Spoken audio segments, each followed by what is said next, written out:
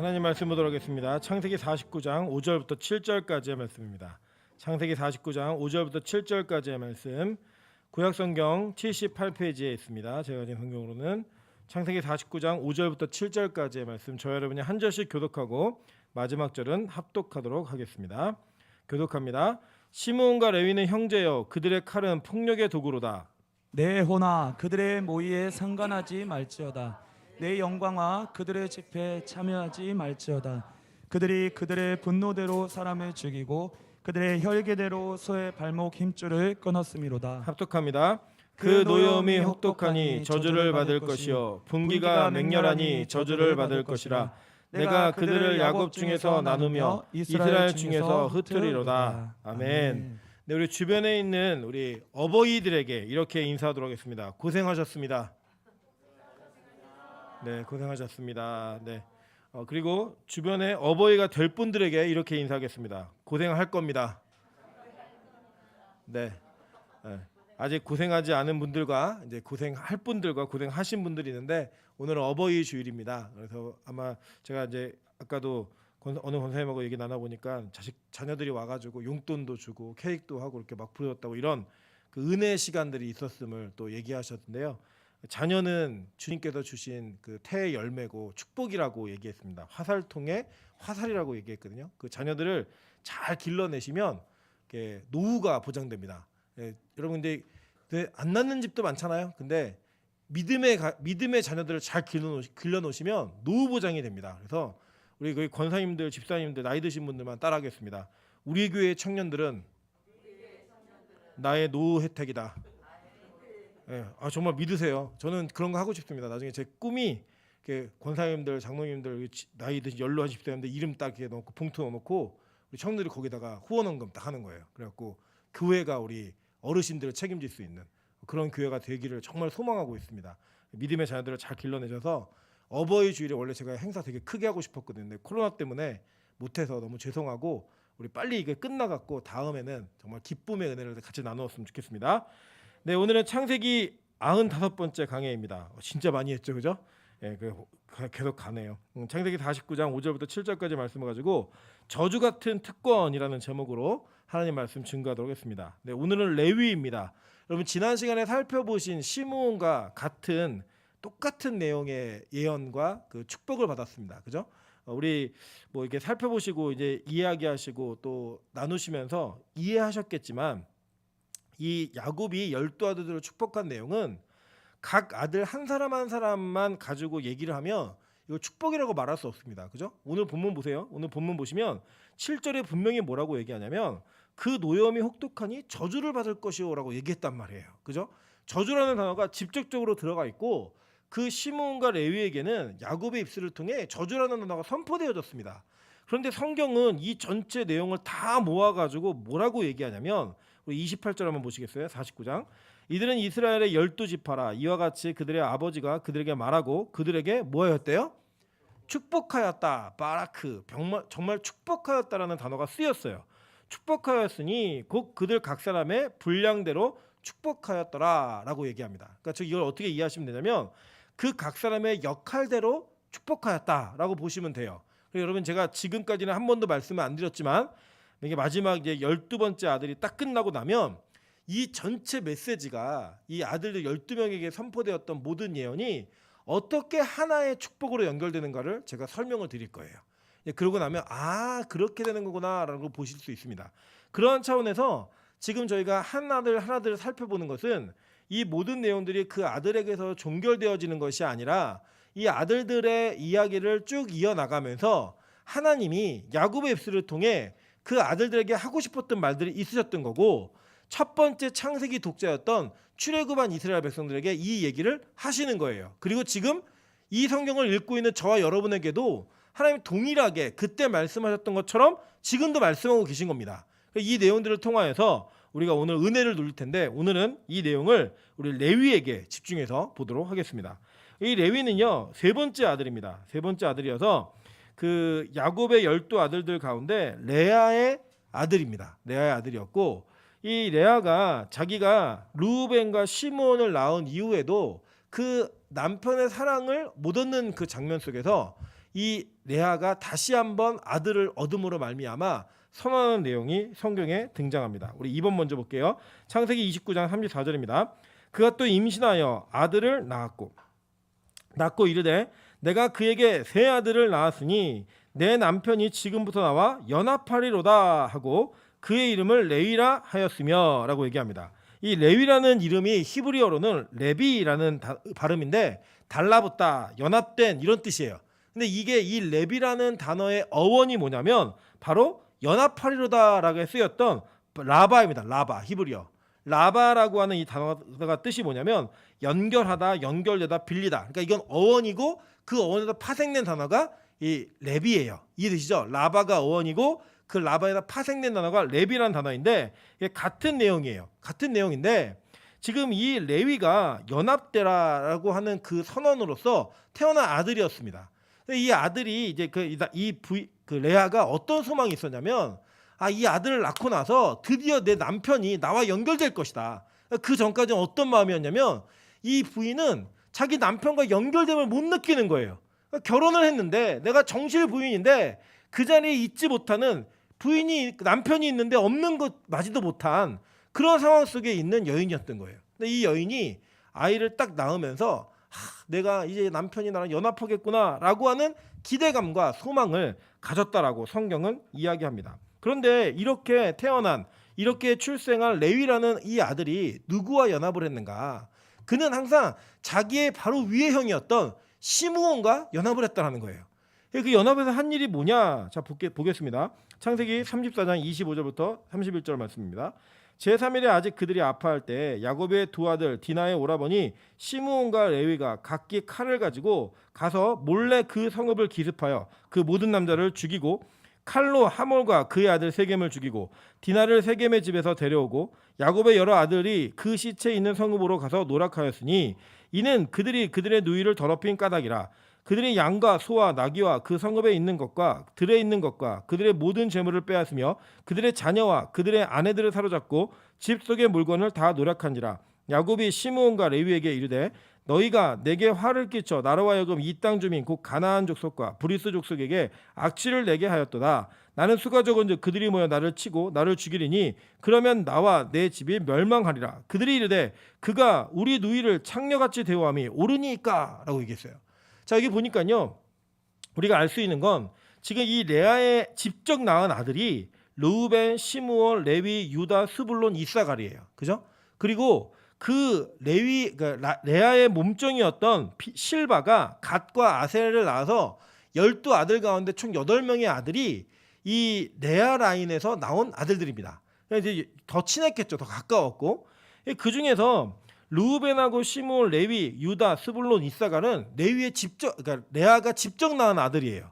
그런데 여기 보니까요, 지금 이 세겜 땅에 있는 하몰과 그 세겜의 아들, 하몰과 그 하몰의 아들인 세겜을 죽일 때 누구하고 연합해서 작당을 했죠?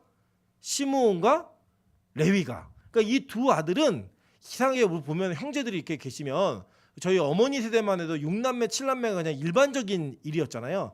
일반적인 일이었는데 그 6남매, 7남매 정도 되는 그 자녀들 중에도 보면은 꼭 친하게 지내는 자녀가 있어요. 그죠? 뭐 셋째랑 넷째랑 친하게 지낸다든지 첫째랑 넷째랑 친하게 지낸다든지 이런 식으로 맺어지는 짝이 있습니다. 그래서 제가 안 그래도 저희 교회에도 우리 박미영 집사가 대가족의 그 막내잖아요. 그래서 제가 슬쩍 물어봤더니 친하게 지내는 언니가 있더라고요. 실명을 얘기하면 다른 분들이 시험 들 수 있기 때문에 얘기는 하지 않지만 친하게 지내는 언니가 있어요. 이게 있어가지고 각자의 마음 맞는 그 형제 중에 있단 말이에요. 근데 그런 형제가 누구였느냐? 이 시므온과 레위였어요. 근데 이 두 형제가 그 뭐에 작당을 했냐면 남을 죽이고 남을 잔해하는 칼 기계가 되어서 그들의 삶을 파괴시키는 일에 아주 그냥 죽이 잘 맞는 거예요. 이렇게 할까? 아니 형 그렇게 하면 괴롭지 않아. 더 괴롭게 하려면 이렇게 해야 돼. 이런 식의 그 연합함이 상대로 하여금 칼을 들고 그 칼로 인해서 그 주변을 파괴시키는 일들을 진행했다라는 겁니다. 그러니까 이 레위는 누구랑 연합을 했는가? 그의 형, 잔해하는 기계와 같았던 그의 형과 연합함으로 말미암아 같은 라인에 속해서 남들을 해하고 남들을 무너뜨리는 일에 앞장섰던 그런 사람이었습니다.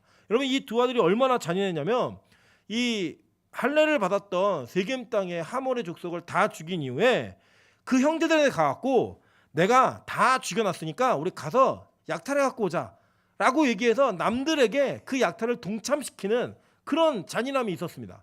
그러니까 이 레위는, 그리고 이 시므온과 레위는 악한 일에는 앞장서 가지고 그 악한 일에 선봉해서 많은 사람들을 동참시키게 하는 그런 악한 재능과 악한 영향력이 있었던 그런 사람이었다라는 거예요.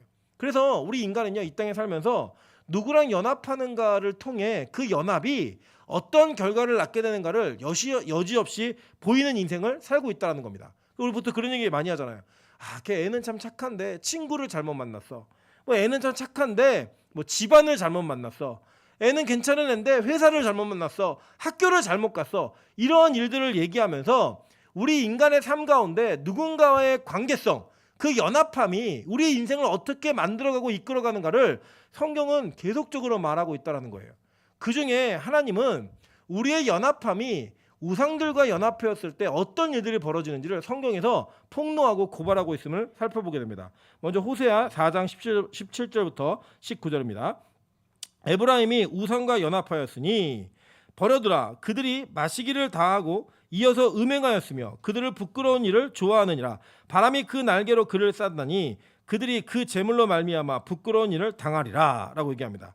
여기서 말하는 연합하였으니라는 히브리어는 하바르라는 단어인데 이게 하나가 되다, 부부가 되다, 동맹하다 이런 뜻이에요. 동의어입니다. 우리 아까 이게 살펴보았던 바라라는 단어, 라바라는 단어하고 동의어예요. 동의어. 이 동의어로서 그는 이 에브라임은 우상과 뭐였대요? 연합하였다. 부부가 되었고 동맹하였고 결탁됨으로 말미암아 하나가 되어서 뭘 했대요? 마시기를 당하고 이어서 음행하였다라고 얘기합니다. 그러면 제가 우리가 설명을 드렸죠. 이해도 다 하시지만 우리 창세기에서부터 시작되는 부부, 남자와 여자 간의 부부 간의 관계가 이 땅에만 존재하는 거잖아요. 그죠? 하늘나라 가면 없잖아요. 없는데 하나님 왜 세우셨다고요? 하나님과 우리와의 관계를 나타내시기 위해. 그래서 우리가 예수 그리스도의 신부가 된, 그리고 신랑된 그 예수 그리스도와의 연합함, 하나됨, 부부됨을 통하여 영원한 나라의 생명을 이어가는 거예요. 그런데 그렇게 그 사명을 가지고 태어난 저와 여러분이 뭘 했다고요? 그 원래 남편 된 예수를 버리고 하나님을 버리고 누굴 찾아간 거예요? 우상을 찾아간 거예요. 그 우상과 연합됨으로 말미암아 뭘 저질렀대요? 음행을 저질렀다라는 거예요. 그리고 여기서 말하는 이 음행은 단지 성적인 죄를 얘기하는 국한된 내용을 얘기하는 것이 아니라 그 하나님과의 관계성이 무너지고 깨어진 것을 얘기하고 있다는 겁니다. 계속 볼게요. 시편 50편 11절부터 20절입니다. 악인에게는 하나님이 이르시되 내가 어찌하여 내 율례를 전하며 내 언약을 내 입에 두느냐. 내가 교훈을 미워하고 내 말을 뒤로 던지며 도둑을 본즉 그와 연합하고 간음하는 자들과 동료가 되며 내 입을 악에게 내어주고 내 혀로 거짓을 꾸미며 앉아서 내 형제를 공박하며 내 어미의 아들을 비방하는도다. 내가 이 일을 행하여도 내가 잠잠하였더니 내가 너를 너와 같은 줄로 생각하였도다. 내가 너를 책망하여 내 죄를 내 눈앞에 낱낱이 드러내리라 하시는도다 라고 얘기해요. 여기도 보니까 이 악인에게 뭐라고 얘기했다고요?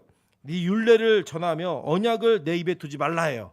왜냐? 그가 언약을 전하고 있고 율례를 입에서 말하고 있는데 그의 삶이 어땠느냐? 도둑을 본 적 뭐였대요?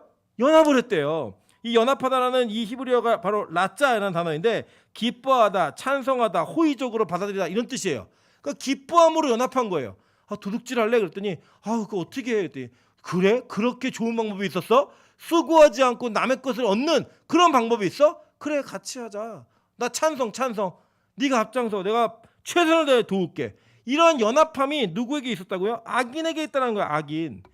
그 사람들이 뭐예요? 간음하는 자들과 동료가 되고 혀로 거짓을 꾸미고 악을게 내어주고 형제를 공박하고 어미의 아들을 비방하고 이런 일들이 벌어지는 거예요. 하나님이 말씀하시는 거예요. 네가 이 일을 행하여도 내가 가만히 있었더니 내가 너와 같은 줄 알았니? 내가 낱낱이 다 드러낼 거야 라고 얘기하시면서 폭로해 버리시는 거예요. 여러분 마찬가지입니다. 이 시므온과 레위는 평생에 남을 무너뜨리고 잘 되는 꼴을 못 봤던 사람들이에요. 그리고 자신에게 무언가 해가 가해지면 그걸 3배 4배로 갚아줘야 되는, 그래야 직성이 풀리는 그런 사람들이었다는 거예요. 근데 그런 사람들의 죄가 그냥 지나온 것 같았어요. 그죠? 그냥 쭉 살아왔잖아요. 요셉을 팔고 뭐 누가 벼락 맞았어요? 그런 일 없었어요. 그의 양심의 가책이 있었을지 모르겠지만 그의 인생에는 그렇게 큰 어려움이 없이 평탄하게 왔단 말이에요. 근데 하나님이요, 그렇게 잠잠하게 계신 것은 그것을 그냥 간과하시고 넘어가시는 게 아니라는 거예요. 반드시 드러내시는 거예요. 반드시. 그래서 오늘 그 12 아들들 앞에서 그 아들들이 어떻게 행하였는지를 하나님 폭로하시는 겁니다. 얘기하시는 거예요. 그냥. 여러분 마찬가지입니다. 우리가요, 죄를 짓고요, 안 들키고 폭로되지 않는 죄가 더 많습니다. 그런데 그 폭로되지 않는 죄가 여러분의 심판의 근거가 된다라고 한다면, 여러분은 그 폭로되지 않는 것이 복을 받은 것이 아니라 그 죄가 봉함되어져서 마지막 심판 때에 열어서 다 하나님이 값을 계산하시겠다는 거예요. 셈하시겠다는 거예요. 되게 무서운 사건입니다. 그래서요, 들키는 자가 복된 자임을 명심하셔야 됩니다. 오늘 이 레위와 이 시므온의 그 죄가 폭로되었지만 그 폭로됨은 하나님의 복이에요. 복. 여러분, 죄가 폭로되지 않는 사람은요, 계속 그 죄를 짓게 되어 있습니다. 한번 들키면요, 그렇게 하지 않아요. 근데 그 들키지 않음으로 인해 이게 넘어가네, 다음번에도 가능하네, 다음번에도 가능하네 하는 그 가능성에 대한 그 무한함을 계속 키워가는 거예요. 우리 인간은요, 들키고 발각될 것이 염려되어지면 그 죄로부터 스스로를 멀리하려고 노력하지만 그 익명성과 은폐성이 보장되어지면 우리 정말 많은 일을 할 것입니다. 여러분 아시지만 우리가 왜 이렇게 뭐 인터넷 문화 이런 것 중에 안 좋은 게 왜 안 좋냐면, 사실 그렇습니다. 자기의 익명성이 보장되니까요, 막 함부로 말하는 거예요. 남 죽이는 얘기, 차라리 나가 죽어라, 뭐 너 같은 인간 뭐 필요 없다, 다 얘기하고, 또 죽으면 죽었다고 뭐라 하고, 막 이런 입으로써 말로 하는 살인을 저지릅니다. 그러고 나서요, 그 사람들이 고소당해서 잡혀가잖아요. 하는 말이 뭐예요? 죄송합니다, 잘못했습니다. 그 자기를 보호해달라는 얘기를 계속해요. 죄인들이 왜 그럴까요? 자기의 익명성이 보장되면 그 익명성을 통해 어떤 일이든 할 수 있다고 생각하는 거예요. 여러분 실제로 이 땅을 살면서요, 여러분의 죄가 들키고 발각되는 건 복입니다. 믿으십니까? 창피한 게 아니에요. 와, 하나님이 저 사람을 다 드러내서 벌 주셨네? 아니에요. 저는 반대로 생각합니다. 오히려 들키지 않은 자들, 책망받지 않은 자들이 더 벌을 받은 사람들입니다. 한번 예를 들어볼까요? 목사 두 사람이 목회를 하면서 한 사람은 헌금을 횡령했고, 두 사람 다 같이 헌금을 횡령하는 죄를 저질렀습니다.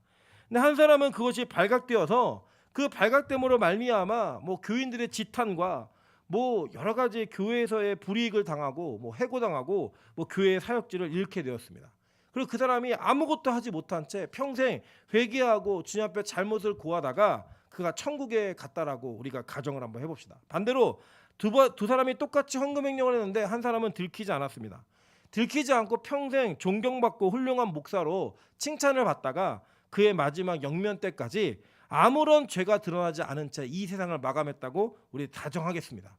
주님 앞에 섰을 때 평생을 죄를 지은 그 대가로 인해 아무것도 할 수 없는 자가 되었지만 회개하며 주님 앞에 엎드렸던 자가 천국에 갈까요? 아니면 그 죄가 한 번도 회개되지 않고 끝까지 자기의 죄를 은폐하고 그 죄를 덮는 것을 성공했던 그 사람이 천국에 갈까요? 여러분 상식적으로 한번 생각해 보겠습니다. 우리의 죄가 있으면 천국 가요, 못 가요?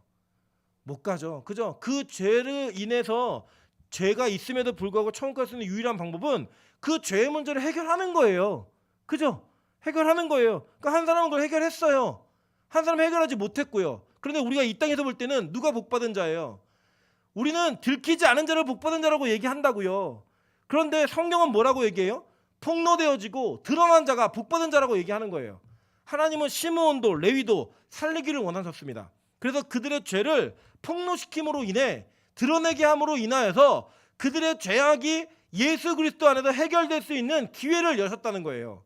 그래서 여러분 설교를 듣고 예배를 드리면서 내가 죄인이라는 것이 폭로될 때 부끄러워하지 마십시오. 그것 자체를 두려워하지 마십시오. 여러분이 죄인이라고 하는 것이 폭로되어질 때 여러분 더 기쁘시게 여겨야 돼요. 아, 하나님이 나를 버리지 않으시겠구나. 하나님이 나의 죄를 해결하시기 위해 이것을 이야기하시는구나 라고 하는 감격이 여러분에게 있어야 된다라고 하는 사실입니다. 보세요. 하나님이 그 드러냄으로 인하여서 그 죄를 해결하시는 그 장면과 그 해결받지 못하는 자들은 그 운명 자체가 완전히 바뀌는 거예요. 시편 106편 28절부터 29절입니다. 또 그들이 또 부올의 바알과 연합하여 죽은 자에게 제사한 음식을 먹어서 그 행위로 주를 경노하게 함으로써 재앙이 그들 중에 크게 유행하였도다라고 얘기해요. 여러분 잘 아시는 바와 같이 이 시편 106편에 있는 이야기는 부올에서 이 발람의 계략을 얻은 발락이 모압 여인들을 이스라엘 진중으로 보내어서 음행을 저지르게 합니다. 그 음행을 저지를 때 그 음행 속에서 비느하스가 이 창을 들고 그 음행을 저지르는 자 남녀를 창에 깨어 그 모든 것들을 평정하는 그 사건이 민수기 25장에 등장합니다. 그 사건에 대한 전적인 내용을 얘기하는 거예요. 근데 그때 어떻게 얘기하냐면 그들이 부올의 바알과 연합하였대요. 이 연합하다는 단어 또 히브리어로 짜마드라는 단어인데 이게 묶다, 연결하다, 고정하다, 이렇게 하나가 되다는 뜻이에요. 다 동의어죠, 그죠? 이 동의어를 통하여서 죽은 자에게 제사한 음식을 먹었대요, 그죠? 그리고 그 행위로 주님을 경노하게 했고 재앙이 그들 중에 유행함으로 말미암아 24,000명이 죽었어요. 그 일 때문에. 그 죽는 사건, 이 사건을 원인이 뭐였느냐? 그가 뭐였다고요? 바알과 연합했다라고 얘기하는 거예요. 연합. 여러분 이렇듯 우리가 이 땅을 살면서 우리는 누군가와 반드시 연대적 관계를 이루고 삽니다. 그 이루고 사는 그 과정 속에서 우리는 하나님이 아닌 그 다른 것과 하나가 되고 부부가 되고 동맹하고 그 찬성하고 동의하는 그 사건을 통하여서 우리가 하나님을 떠난 그 자리에 거하게 되는 일들이 비일비재하게 있다라는 거예요. 여러분 그것을 생각해 보시면 다른 거 멀리 안 가셔도 됩니다. 이 땅에서 여러분이 우리 하나님과의 관계성을 도외시한 채 이 세상에 무언가 타협을 하고 그것에 동참하고 있는 것 자체가 이미 여러분이 이 시므온과 연합하여 남을 죽이고 상하게 하고 자기의 유익을 취하였던 그 모습과 동일한 레위의 모습이 여러분 안에 있음을 고백하셔야 되는 거예요. 여러분 지금 누구와 연합하고 계십니까? 누구와 하나가 되어 계십니까? 만약에 이 세상과 하나가 되어서 이 세상의 논리와 이 세상이 갖고 있는 삶의 원리를 따라 살고 있다면 여러분은 이미 레위와 같은 삶을 살고 있다라고 성경은 얘기하는 거예요. 여러분 하나님께서는요 이러한 레위를 버리지 않기 위하여서 하나님이 그들에게 저주하십니다. 그 저주의 내용이 뭔지 한번 보도록 하겠습니다. 창세기 49장 7절입니다. 그 노여움이 혹독하니 저주를 받을 것이요 그 분기가 맹렬하니 저주를 받을 것이라 내가 그들을 야곱 중에서 나누며 이스라엘 중에서 흩으리로다 라고 얘기했어요. 하나님 뭐라고 얘기했냐면 나누고 흩겠다는 거예요. 여러분 기억하시죠? 시므온은 그래서 어떻게 됐어요? 유다라고 하는 그 영역 속에 자기의 기업을 받습니다. 그죠? 그래서 나중에는 이 지파가 어디에 있는지도 모를 정도로 그냥 그 중에 흩어져 버렸어요. 반면에 이 레위는요 땅을 받지 못합니다. 제가 이제 지도를 하나 오늘 지면에 한 개 넣지를 못했는데 우리 지난주에 봤던 지파별 그 분배된 땅 지도 띄워주실 수 있나요? 있나요? 안 넣었어요? 네. 지난주 간지에 보시면 이게 쭉 이렇게 그 제가 다음 주에 넣어드릴 거예요. 이게 쭉 지도에 보시면 각 지파별로 그 자기의 삶의 영역들이 있어요. 분배받은 땅이. 근데 그거 잘 보시면요 레위 땅은 없어요. 레위 지파는 땅이 존재하지 않았습니다. 기업의 땅이 존재하지 않고 대신에 그들은 각 지파에 흩어져 살면서 자기의 집, 자기 영역의 땅 요것만 받은 거예요. 이게 어떤 차이냐면 므낫세에게는 에브라임에게는 유다에게는 이사갈에게는 자기의 구역, 행정 구역이 따로 정해져 있었습니다. 근데 레위는 그렇지 않았어요. 레위는 그런 땅 자체가 존재하지 않고 그들은 각 지파에 흩어져서 자기들의 역할을 감당하기 위해 자기가 살 집만 딱 정해져 있던 거예요. 그거 외에는 아무것도 주어지지 않았고 그거 외에는 그들에게 물려받는 기업으로 주어지지 않았음은 성경을 명시하고 있습니다. 계속 볼까요? 여호수아 13장 14절 그리고 32절 33절 한번 보도록 하겠습니다. 오직 레위 지파에게는 여호수아가 기업으로 준 것이 없었으니 이는 그에게 말씀하신 것과 같이 이스라엘의 하나님 여호와께 드리는 화제물이 그들의 기업이 되었음이더라 라고 얘기해요. 이 레위 지파는 나중에 이제 더 자세하게 살펴보겠지만 그들은 무엇을 먹고 살았는가? 먹고 사는 게 뭐였냐면 그들이 이렇게 제사를 드릴 때마다 짐승의 제사를 드렸잖아요. 그 짐승의 제사를 드린 그 소제물의 일부 때로는 전체가 다 제사장의 것이었다는 거예요. 그 제사장의 몫이 있어서 그들은 자기들의 기업이 어떤 땅의 소출에 의해서 나오는 것이 아니라 드려지고 남은 것들을 그에게 받는 것으로 인해 그들의 기업이 되었다라고 얘기합니다. 계속 읽어볼게요. 32절부터 33절입니다. 요단 동쪽 여리고 맞은편 모압 평지에서 모세가 분배한 기업이 이러하여도 오직 레위 지파에게는 모세가 기업을 주지 아니하였으니 이는 그들에게 말씀하신 것과 같이 이스라엘의 하나님 여호와께서 그들의 기업이 되심이었더라라고 얘기해요. 그러니까 땅을 주지 않은 거예요. 땅을. 하나님이 그래갖고 땅을 주지 않아서 그 레위 지파를 다 흩어버렸습니다. 그러니까 예언대로 그대로 된 거죠. 그죠? 이 흩어짐의 예언이 그대로 성취가 되었다라고 성경은 얘기해요. 여호수아 14장 4절에 보면 이렇게 얘기합니다. 이는 요셉의 자손 므낫세와 에브라임의 두 지파가 되었습니다. 이 땅에서 레위 사람에게 아무 분깃도 주지 아니하고 다만 거주할 성읍들과 가축과 재산을 위한 목초지만 주었으니, 이해되시죠? 이제 그에게 행정구역과 기업이 주어지지 않은 채 그들에게는 생존을 위한 최소한의 것들만 주어졌다라는 거예요. 여호수아 18장 7절에도 이렇게 동일하게 얘기합니다. 레위 사람은 너희 중에 분깃이 없나니 여호와의 제사장 집뿐이 그들의 기업이 됨이며, 이렇게 얘기해요. 그죠? 그러니까 이게 기업이 뭐예요? 제사장 직분, 화제물, 여호와, 이런 하나님과의 관계성, 이것만이 그들에게는 오직 기업이 되었지 그 어떤 것도 주어지지 않았다라는 거예요. 여러분, 그래서 하나님께서는 이 레위 지파가 모여 있을 때 그들이 누군가 연합함을 통하여 그 연합함이 세속적인 방향으로 나갔을 때 어떤 죄를 저질렀는지를 계속 얘기해주고 있어요. 그래갖고 그들이 세상과 연합할 수 없는 그런 환경을 만들어 놓으신 거예요. 아무것도 가진 게 없어요. 동맹할 수 있는 자신의 기업이 없고 무언가를 함께 할 수 있는 자신의 땅이 없는 거예요. 그래서 그들이 뭐 했어요? 흩어져 가지고 오직 하나님만 그들의 기업, 하나님과의 관계성, 하나님과의 연합함을 통하여서만 자신들의 삶을 유지할 수 있게 만들어 놓으신 거예요. 여러분, 뭐 지금 이 시대에는 이 레위 지파라고 하는 특별한 지파는 없습니다. 뭐 가끔 목회자들을 뭐 레위 지파 이렇게 얘기하시는 경우도 있는데, 사실 이건 구약적 개념으로서만 통용되는 것이지 신약에서는 맞지 않는 개념입니다. 다만 공통성이 있다면 기능적으로 이 레위 지파와 이 목사들, 그러니까 교육자들의 기능이 좀 같을 수 있어요. 그런 차원에서 본다면 하나님께서는 이 교육자들에게는 이 땅에 남길 만한 기업을 소유하는 것을 허락하지 않으셨어요.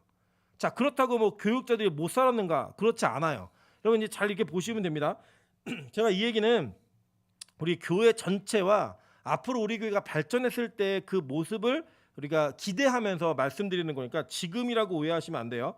우리 한국 교회는 어떤 전통이 있냐면 이 유교적 기독교의 전통이 이게 쭉 흘러내려와 있어가지고 어떤 목사를 훌륭하다라고 얘기하냐면 청년 결백한.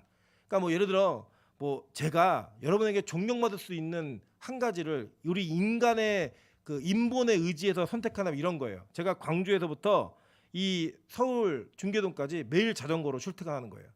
자전거로 막 와가지고 땀 뻘뻘 흘리면 막 설교하고 막 피골이 상접해가지고 말라가고 설교하다 막 코피 쏟고 막 이러면 여러분이 어떤 느낌 받냐면, 야, 진짜 훌륭한 목사다.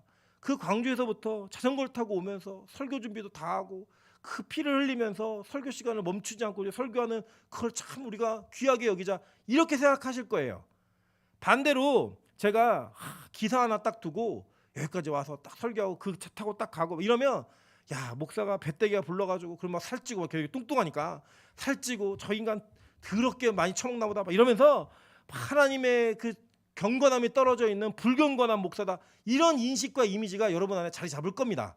왜냐? 다른 거 아니에요. 그냥 우리가 유교적 그 생각을 이어받았기 때문입니다. 여러분, 제가 이거를 어떻게 증명할 수 있냐면 이런 거예요. 몇 번 말씀드린 적 있는데 이런 겁니다. 이 레위 지파는 자신들의 기업이 없었기 때문에 하나님은 전 지파, 예위 지파를 제외한 나머지 지파들에게 11조를 내게 하셨고, 그 11조가 하나님 것인데 그 하나님 것을 레위 지파에게 주심으로 말미암아 그들이 그것을 먹고 살게 하셨어요. 자, 그럼 가정해 볼게요. 12지파 중에 레위 지파를 빼고 이제 나중에는 이제 므낫세 에브라임 나눠지니까 레위 지파를 빼고도 12지파가 돼요. 그러면 각 지파가 한 달 수입이 1,000만 원이라고 한번 생각해 봅니다. 그냥 동일하게 1,000만 원씩을 다 벌었어요. 그럼 그 지파 12지파가 100만 원씩을 11조 내면 레위 지파가 얼마 갖는 거예요? 1,200. 그죠? 그리고 나머지 지파들은 얼마가 남아요? 900씩 남죠? 그죠? 그래, 레위 지파는 물론 이제 뭐 1억을 번 지파도 있고 뭐 5천만 원을 번 지파도 있기 때문에 전체보다 제일 잘 살지 않았지만 산술적인 계산을 하면 중산층 이상의 삶을 살았어요. 그게 확실해요. 왜 그게 가능했는가? 하나님은 레위 지파가 이 땅에 소망을 두지 않고 하나님만을 바라보는 그 삶을 살게 하기 위해서 그들의 삶이 어렵지 않게 만드신 거예요. 더 이상 욕심내지 않게, 더 많은 것을 갖지 않게, 그래도 내가 중간치 이상의 삶을 사니까 이 땅의 것은 욕심내지 말자라고 하며 오로지 하나님과의 연합의 관계만 신경 쓰도록 하나님의 그들의 삶을 만들어 가신 거예요. 지금은 우리 교회가 뭐 재정적으로 그렇게 할 수 있는 형편은 안 되지만 앞으로 우리 교회가 재정이 성장하고 뭐 뭔가 이렇게 나눌 수 있는 것들이 늘어나면 교육자들의 삶을 그렇게 책임져 줘야 합니다. 특별히 부교육자들의 삶을 그렇게 책임져 줌으로 말미암아 하나님께서 그들에게 원래 맡기신 원래의 사명, 그 일들을 다른 것 신경 쓰지 않고 할 수 있게 만들어주는 교회가 되어야 된다는 거예요. 이러한 방향성을 여러분이 반드시 인식하시고 앞으로 우리 교회가 무언가를 결정해 갈 때 여러분의 아주 현명하고 그리고 성경적인 선택을 하시기를 주님의 이름으로 부탁드립니다. 이렇게 레위 지파는 그들이 흩어졌지만 하나님이 그들의 삶을 온전히 하나님과의 연합의 관계만 할 수 있게 만드심으로 말미암아 그들이 받아야 되는 그 저주로부터의 삶을 바꿔내셨어요. 그래서 여러분 이런 겁니다. 여러분이 이 땅에서 무언가 없는 것 때문에 남들과 연합하여 죄를 지을 수 없다라고 한다면 그건 복이에요. 하나님이 그들은 무언가 연합함과 모이기만 하면 죄를 짓는 그 모습을 하나님 안타깝게 여기시고 그들을 나누셔서 그 나누는 와중에 하나님만 바라보는 관계를 만들어 놓으신 거예요. 여러분 얼마나 외로웠겠습니까? 남들은 다 뭐 아버지, 어머니, 뭐 친척들 다 모여서 이게 한 군집에서 살았어요. 근데 레위 지파는 어떻게 살았어요? 다 흩어져 살았다고요. 아버지는 저쪽에, 그리고 뭐 삼촌은 저 멀리. 찾아다니려면 그 굉장히 얼마나 외로웠겠어요. 혼자만 살아야 하는 남의 지파 땅에 들어가 갖고 자기의 영역만 보장받은 채 살아가는 삶을 살아야 되는 거예요. 그 외로운 삶은 그들이 하나님과의 연합에는 그 어떤 것도 꿈꾸지 않게 만들었다는 거예요. 저는 그게 진짜 복이라고 생각합니다. 가끔 이제 저희 어머니네 교회에는 아예 이렇게 무언가 자기의 삶을 다 내려놓고 그냥 올라가 사는 친구들이 있어요. 청년들이 1년, 2년 뭐 넘게 뭐 길게는 뭐 7년 이렇게 훈련받는 청년들이 있습니다. 그런 청년들을 보면서 사람들이 그렇게 얘기해요. 너 뭐하니? 돈 안 버니? 왜 그 집 나와서 이렇게 어렵게 사니?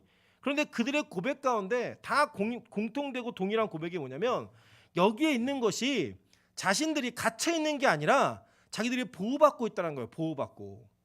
여러분 저는 이거 마찬가지로 생각합니다. 우리 빛가소금 교회도 저는 우리 청년들이 교회에 매일매일 와서 예배하고 기도하기를 원합니다. 이거 딴 거 아니에요.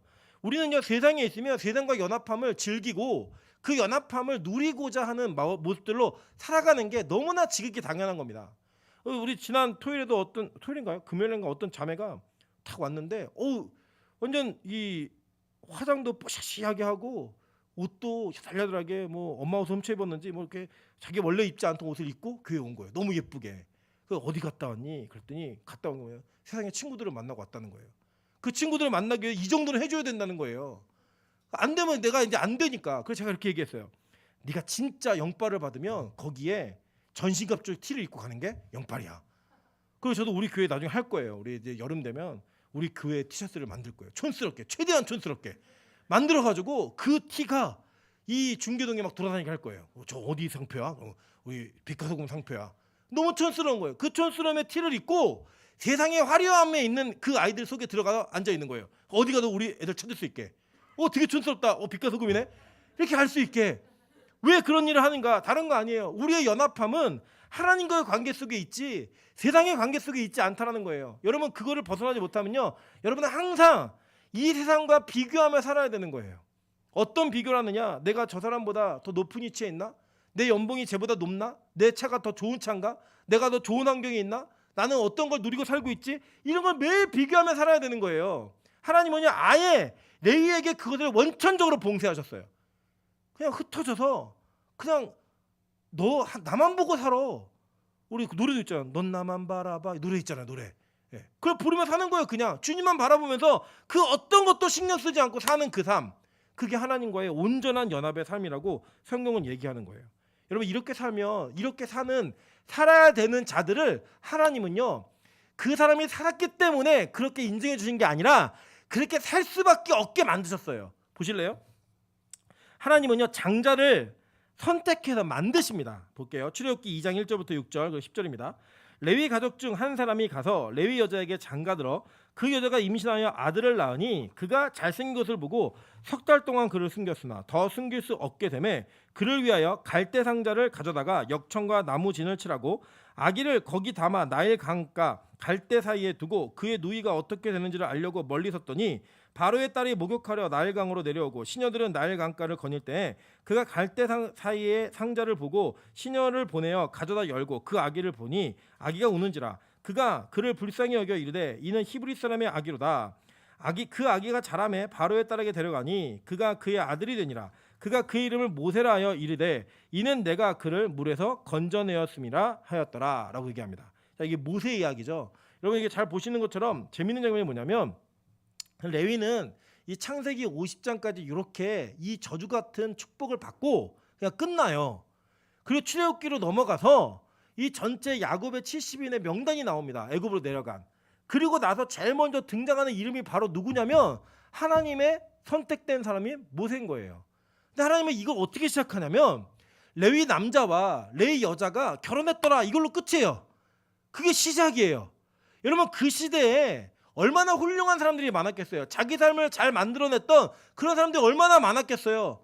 그들의 삶의 근거로 선택하신 게 아니라 아직 아무것도 하지 않았고 아무것도 할 수 없는 한 아이를 태어나게 하시기 위해서 하나님이 레위 여자와 레위 남자가 결혼하는 장면으로 이 출발을 시작했다는 거예요. 근거가 누구에게 있는 거예요? 하나님께 있는 거예요. 레위에게 무슨 특별한 근거가 있기 때문이 아니라 그냥 하나님이 선택하신 거예요. 누구를요? 잔해하는 기계, 남의 소의 그 힘줄을 끊는 그 잔해하는 기계, 살인하는 도구와 같았던 레위 그 자손에서 하나님이 구원자를 선택하시는 거예요. 그게 누구냐? 바로 저와 여러분인 겁니다. 여러분 그래서 이 레위를 어디에 담느냐? 이 레위 지파에 태어난 아들이 어땠냐면요, 되게 잘생겼어요. 여러분 한번 생각해 보시겠어요? 그때 당시에 그 절대 권력을 가졌던 바로가 야 남자 태어나면 다 죽여, 이게 명령이었어요. 나라 국가법이었다고요. 국가법인데 애가 태어나는데 아니 애가 잘생겨서 얼마나 잘생겼길래 우와 진짜 잘생겼다 이래갖고 애를 못 죽이고 숨겨 있는 거예요. 그러니까 여러분 여기 저를 포함한 우리 모든 남성분들은 그때 태어나서 다 죽었어요. 생겼는데 못생겼으니까 던지고 이랬을 텐데 너무 잘생겨가지고 이 아이를 숨긴 거예요. 숨기다가 더는 숨기지 못하게 되니까 갈대 상자에 담아놨어요. 이 갈대 상자가 여러분 히브리어로 테바입니다. 다 아시죠? 테바가 뭐예요? 방주예요. 방주. 우리도 테바실이 있잖아요, 그죠? 저 뒤에가 테바실인데 그 테바실이 이제 그 방주라고 하는 안식, 그 구원 이런 개념으로 담아놓은 거예요. 거기에다가 이 아이를 담아놓은 거예요. 이게 누구의 섭리예요? 하나님의 섭리. 그래서 노아가 방주에 들어가서 물의 심판을 벗어난 것처럼 지금 이 모세를 갈대 상자, 방주에 담아서 테바에 담아서 갈대 사이에다 놓고 그 물 위에서 구원을 얻게 하는 거예요. 하나님의 방법은 구원의 방법은 똑같아요. 원리를 계속 반복적으로 모델들을 들어 설명하고 계신 거예요. 그런데 거기에 이 구원의 역사와 주체는 누구예요? 하나님이신 거예요. 하나님이 그 저주받아 마땅한, 그리고 저주로 인해 흩어지고 다시는 모이지 못할 그들을 하나님이 선택하셔서 장자 만들기를 시작하신다는 거예요. 출애굽기 4장 22절부터 23절 이렇게 얘기합니다. 너는 바로에게 이르기를 여호와의 말씀에 이스라엘은 내 아들 내 장자라 라고 얘기했어요. 여러분 보세요. 하나님이 지금 인간 세계에 있었던, 특별히 이 아브라함 가문에 있었던 장자들을 다 기각하셨잖아요. 그죠? 첫 번째 이스마엘 탈락, 두 번째 에서 탈락, 그죠? 세 번째 루벤 탈락, 다 탈락시키면서 하나님의 선택에 의해서 하나님의 장자를 하나님이 만들어 가셔서 종국적으로는 이스라엘 전체를 장자로 삼으시는 거예요. 구원받은 백성들을 다 장자로 삼으시는 거예요. 그래 보세요. 바로에게 모세가 얘기합니다. 이스라엘은 내 아들 장자라 라고 얘기하면서 내가 내게 이르기를 내 아들을 보내주어 나를 섬기게 하라 하여도 내가 보내주기를 거절하니 내가 내 아들 내 장자를 죽이리라 하셨다라. 이게 뭐예요? 10번째 재앙. 이 10번째 재앙이 예언되고 선포된 거예요. 그러고 난 다음에 진짜 그 일이 벌어졌어요. 그리고 나서 후에 민수기에 가면 이 모세가 이스라엘 전체 백성에게 선포를 하고 선언하는 내용이 나옵니다. 볼게요. 민수기 3장 11절부터 13절입니다. 여호와께서 모세에게 말씀하여 이르시되 보라 내가 이스라엘 자손 중에서 레위인을 택하여 이스라엘 자손 중에 태를 열어 태어난 모든 맞이를 대신하게 하였은즉 레위인은 내 것이라 처음 태어난 자는 다 내 것임은 내가 애굽 땅에서 그 처음 태어난 자를 다 죽이던 날에 이스라엘의 처음 태어난 자는 사람이나 짐승을 다 거룩하게 구별하였음이니 그들은 내 것이 될 것임이라. 나는 여호와이니라 라고 얘기해요. 이때 하나님이요 어떤 일이 있었냐면 10가지 재앙 때 원래는 이스라엘 백성의 장자들도 다 죽는 거예요. 다 죽는데 이 어린 양의 유월절을 지키면서 어린 양의 피를 문방과 문설주에 바른 그 가정만 다 지나갔어요. 그 유월절이 넘을류 넘을월 그 넘어가다는 뜻이에요. 패스오버 넘어가다는 뜻인데 그 넘어감으로 말미암아 원래 죽어야 되는데 그 죽어야 되는 자들을 살리신 거예요. 그리고 얘기하시는 거예요. 야 원래 장자들은 다 내 거야. 이스라엘의 모든 장자들은 다 내 건데 그 당시에 장자들을 다 빼오면 그 나라가 망하는 거예요. 그 애굽은 그렇게 망하는 거예요, 여러분. 그렇게 망하는 건데 다 빼오면 망하니까 레위 지파를 대신 택해서 그 레위 지파 사람을 이스라엘 장자들 숫자를 다 계수해 가지고 한 사람씩을 다 칩니다. 그럼 나중에 이게 모자라요. 273명인가 모자라요. 모자라니까 그거는 속전으로 대속하게 해요. 그래갖고 그 숫자를 정확히 맞춰요. 정확히 맞춤으로 말미암아 이스라엘의 모든 장자들을 대신하여 원래는 다 내 것인데 장자들은 레위 지파가 대신 헌신함으로 말미암아 그냥 너희들은 너희들의 삶을 살고 이 장자들을 이 레위 지파를 대신 장자로 내가 삼을게라고 하는 하나님의 계획이 레위 지파에게 나타난 거예요. 이해되시죠? 무슨 말인지. 그래서 레위 지파가 원래는 이스라엘 장자들이 다 이 예배를 섬기는 일을 해야 되는 거예요.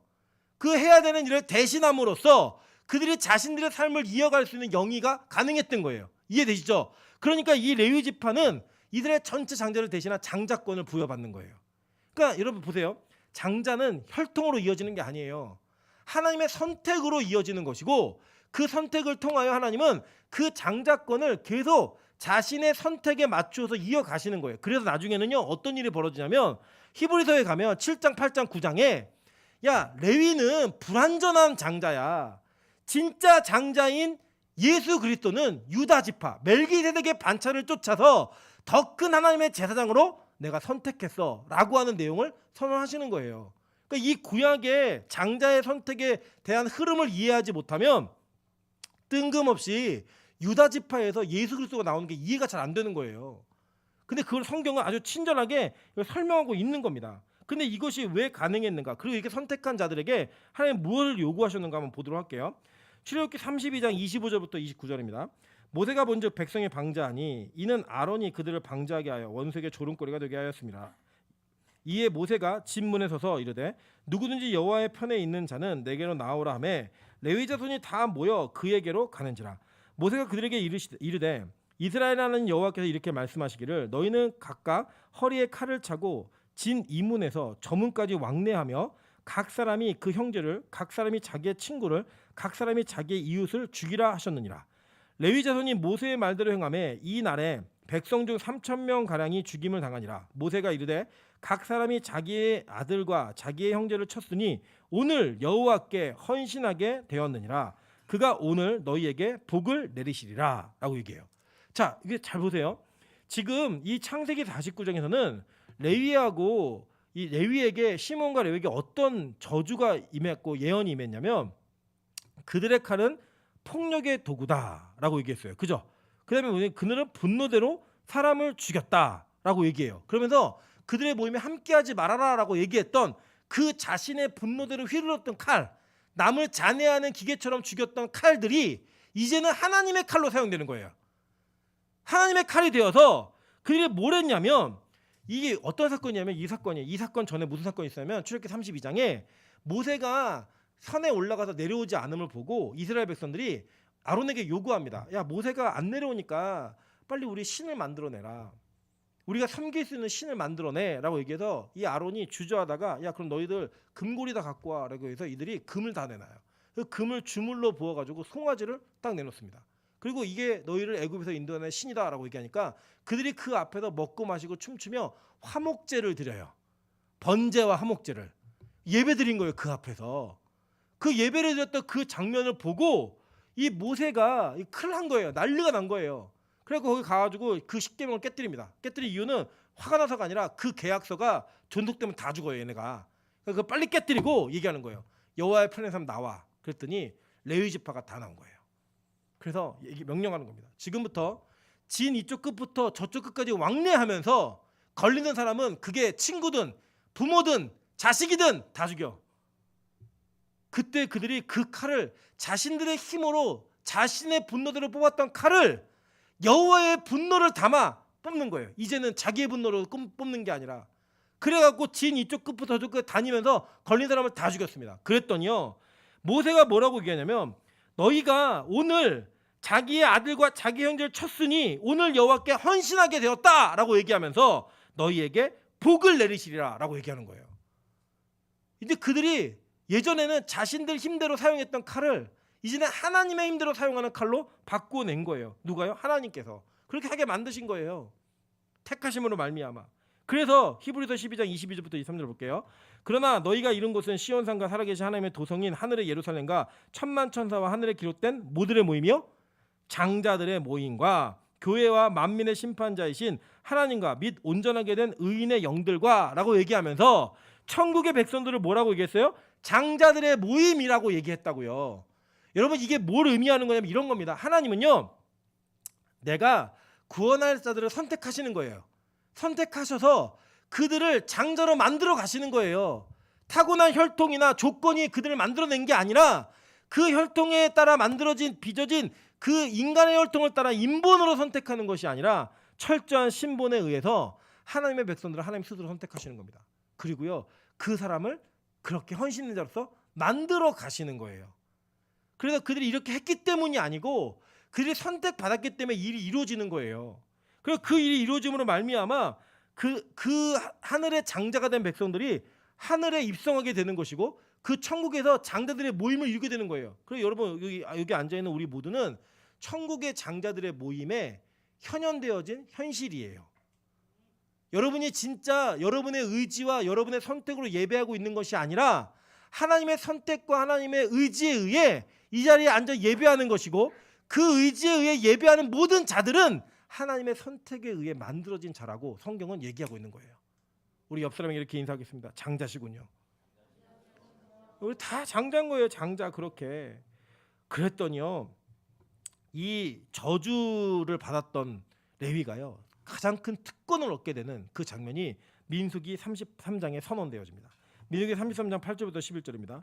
레위에 대하여는 일렀으되 주의 둠민과 우림이 주의 경건한 자에게 있도다라고 얘기해요. 이 둠민과 우림이 뭐냐면요, 이 대제사장의 그 가슴에 흉패에 보석이 박힌 게 있었어요. 기억나시죠? 그 보석 안에 이 우림과 둠민이라고 하는 제비뽑기 도구가 있었습니다. 그리고 구약 때에는 하나님의 뜻을 물을 때 대제사장이 어떻게 묻냐면, 하나님, 이게 될까요, 안 될까요? 이건가요, 저건가요? 라고 하는 양자택일의 문제로 질문을 주로 합니다. 왜냐? 뽑아가지고 이 제비뽑기 도구에서 우림과 둠밈이 하고 있는 역할이 있어요. 그 역할을 통하여서 그걸 뽑았을 때 하나님 뜻이 그렇게 있다라고 얘기한 거예요. 근데 그걸 누구만 할 수 있었느냐? 구약 시대에는 레위 지파만 이게 가능했던 거예요.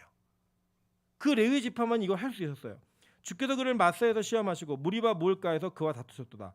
그는 그의 부모에 대하여 이르기를 내가 그들을 보지 못하였다 하여 그의 형제들을 인정하지 아니하며 그의 자녀를 알지 아니한 것은 주의 말씀을 준행하고 주의 언약을 지킴으로 말미암음이로다. 주의 법도를 야곱에게 주의 율법을 이스라엘에게 가르치며 주 앞에 분향하고 온전한 번제를 주의 제단 위에 드리리로다. 여호와여, 그의 제단을 풍족하게 하시고 그의 손에 일을 받으소서. 그를 대적하여 일어나는 자와 무여하는 자의 허리를 꺾으라 다시 일어나지 못하게 하옵소서라고 얘기해요. 자, 보세요. 레위하고 시므온이 칼을 뽑았던 이유가 뭐였어요? 첫 번째는 자신의 동생이었던 디나를 창녀처럼 대우한다라는 분노 때문에 그들이 자신의 분노의 칼을 뽑았잖아요. 그죠? 그런데 지금 오늘 어떻게 했어요? 그들이 자기의 부모도 모른다 하고 형제도 모른다 하고 그들의 칼을 여호와의 분노대로만 뽑는 거예요. 그랬더니 그들에게 어떤 특권이 주어졌어요? 주의 둠민과 우림, 즉 하나님의 뜻을 묻고 알 수 있는 특권이 그들에게 주어진 거예요. 이제는 더 이상 그들이 자신의 힘과 의지로 일하는 자들이 아니라 완전한 자기 부인을 통하여 하나님의 뜻과 하나님의 일들만 실천하는 그런 존재로 그들이 선택받아 나간 거예요. 이런 일들이 성경에서 이 레위의 일생의 사건들을 통하여 이루어지고 있는 것들을 보게 됩니다. 특별히 성경은요, 민수기 25장을 통하여서 아까 얘기했던 그 25장을 통하여서 어떻게 레위가 이 저주와 결별하게 되는가를 설명해 주고 있어요. 자, 민수기 25장 11절부터 14절입니다.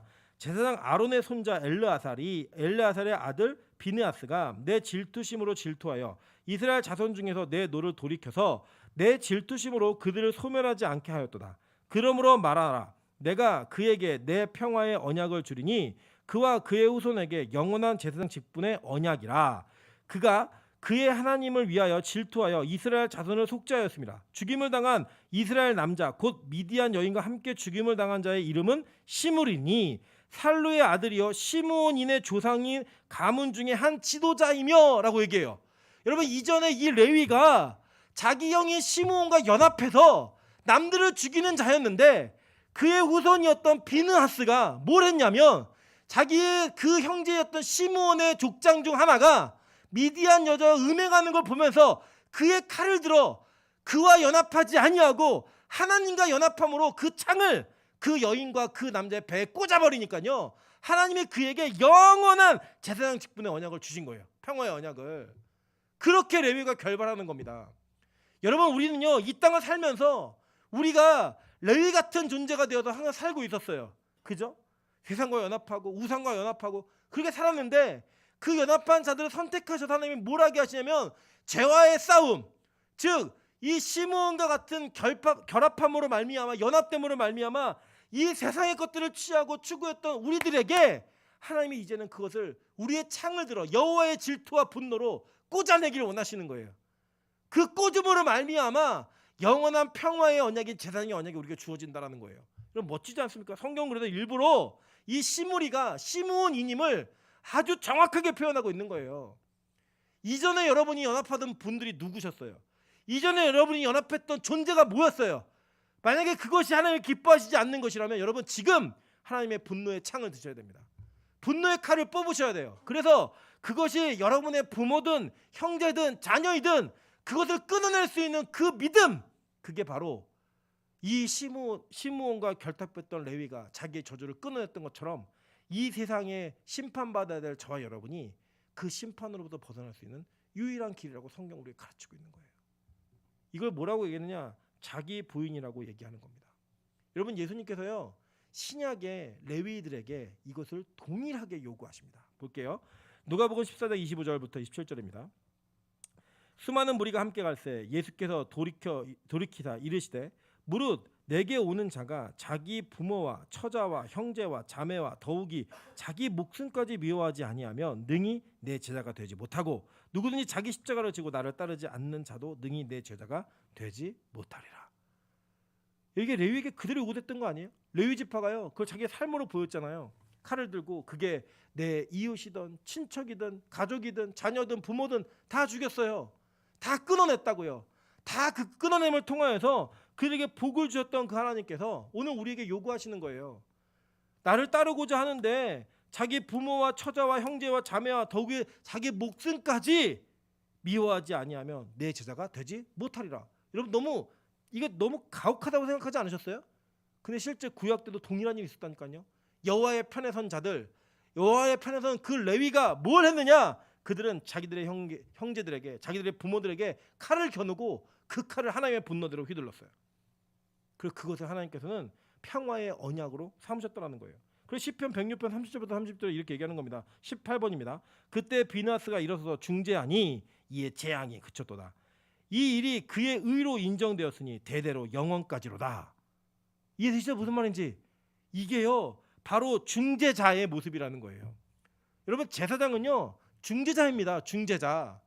제사장은 이랬던 거예요. 구약의 제사장은 다른 거 하는 일이 없어요. 오로지 하는 일이 뭐냐면 그 백성들의 죄, 그들의 죄를 하나님 앞에서 중재함으로 말미암아 해결되게 하는 거, 그게 제사장의 가장 큰 사명이었고 그거 외에는 다른 일을 그에게 주지 않았어요.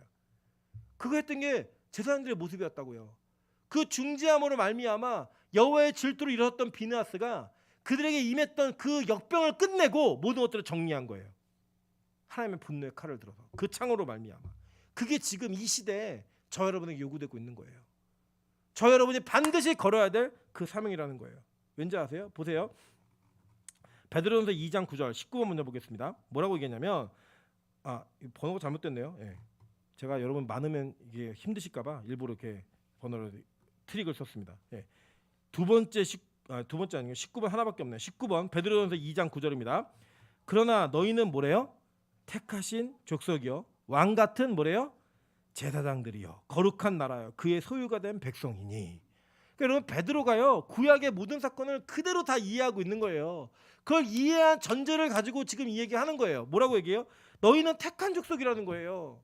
그리고 뭐예요? 왕 같은 뭐래요? 제사장들이요 라고 얘기하는 거예요. 저 여러분이 그 사명을 갖고 사는 거예요. 이 시대는 레위 지파는 없지만 이 시대에 저와 여러분이 다 레위로 부름 받은 거예요. 원래 죽어야 되는 백성인데, 원래 다 끝내야 되는 백성인데, 흩어져서 사라져야 되는 백성인데, 그 흩어짐으로 말미암아 하나님의 복을 얻어내는 그 족속으로 우리를 세우셨다는 거예요.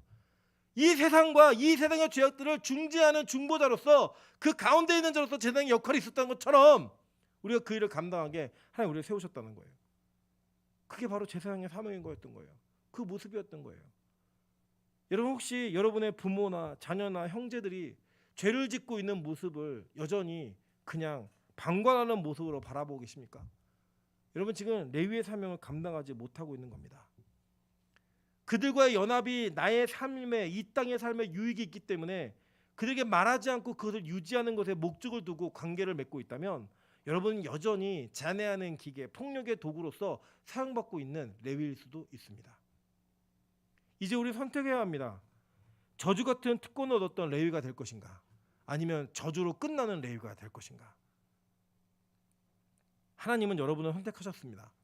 그래서 여러분을 이 땅의 레위로 부르셨어요. 그 부르심으로 말미암아 우리가 이 땅에서 무엇을 해야 하는지를 성경은 너무나 정확하게 우리에게 알려주고 계십니다. 무엇을 해야 하는지. 이제는 시므온과의 관계를 끊어내야 합니다. 이제는 여호와의 분노로 말미암아 일어서야 합니다. 뭐 기독교인은 뭐 아무 일에도 화내지 않고 아무것도 뭐 분노하지 않고, 여러분 그거는 불교에서 해탈, 이걸 얘기하는 거죠. 기독교인의 모습이 아니에요. 기독교는 화내야 합니다. 근데 뭐에 화내냐면요, 여호와의 분노에 화를 내야 합니다. 이전에 여러분이 교회 안에서 내 뜻대로 되지 않는 것 때문에 화가 나고 내 의견이 수렴되지 않는 것 때문에 화가 났다면, 이제는 그게 아니라 교회가 말씀대로 세워지지 않는 것 때문에 화가 나야 하고, 교회 예배가 제대로 되지 않는 것 때문에 화가 나야 하는 거, 그게 바뀌어져야 되는 거예요. 우리 성품이 어떻게 바뀌어요? 안 바뀝니다. 바뀌잖아요. 그 방향성만 바뀌는 거예요. 고집이 센 사람은 그 고집을 복음을 지키는 고집으로 쓰는 거예요. 열심과 열정이 있는 사람은 이제 세상 일에 열심 내지 말고 하나님 일에 열심 내면서 사는 거예요. 분노가 우리 있잖아요. 화 안 내고 사는 사람이 어디 있어요? 그 화를요 어디다 써야 되는 거냐면 하나님 말씀대로 세워지지 않는 일에 써야 되는 거예요. 내 마음대로 되고 안 되고가 중요한 게 아니라 이게 하나님이 기뻐하시는 건지 아닌지 그걸 보면서 우리 안에 분노의 마음, 게이지가 움직여야 된다고요. 저는 우리 빛과 소금이 다 레위가 되기를 주님으로 축원합니다. 전 너무나 감격스러운 장면이 이거예요. 계시록 7장 7절입니다. 시므온 지파 중에서 1만 2천 명이요, 레위 지파 중에서 1만 2천이요. 멋지지 않습니까? 저주를 받았던, 혹독한 저주를 받을 것이니 라고 얘기했던 그 레위와 시므온, 시므온과 레위의 이름이 구원받는 백성에 있는 거예요. 이 세상과 연합함으로 말미암아 멀리 하나님을 떠나 음행했던 저와 여러분에게 천국의 명단이 먼저 주어지고 있는 거예요. 그 명단 속에 이름이 들어가는 거예요. 레위 같았던, 옛날 레위 같았던 임철, 그 임철이 변화받은 레위가 되어서 구원받는 그 목록에 들어감. 그게 가장 큰 역전의 복 아닙니까? 가장 큰 특권 아닙니까? 저는 그 특권이 우리 빛과 소금에 가득하기를 주님의 이름으로 축원합니다. 여러분, 이 시대에 여러분은 레위이십니다.